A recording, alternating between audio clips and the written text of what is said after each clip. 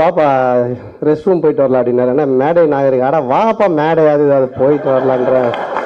இவருங்க பேசுறத பார்த்தா ஒண்ணுக்கு போயிட்டு டிஃபன்லாம் ஆர்டர் பண்ணும் போல அப்படின்னு.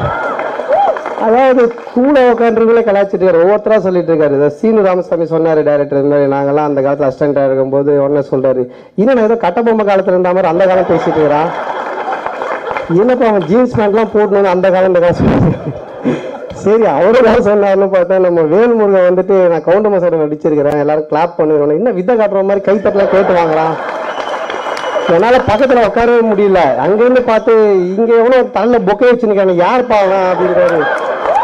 எல்லாரும் ஏதாவது இந்த மாதிரி எல்லாரும் பேசிக்கிட்டே இருக்கும் பொழுது சுசீந்திரன் வந்து பேசினாரு. எல்லாரும் அமைதி ஆயிட்டாங்களா, இன்னும் அவன் பிடி மாசமா எல்லாரும் ஆஃப் ஆகிட்டான் அப்படின்றாரு. கவுண்டர் மினிஸ்டர்னால எப்பயுமே ஒரு ஸ்பெஷல் தான். ஏன்னா அவரு அந்த காலத்து அஜித் குமார் அவரு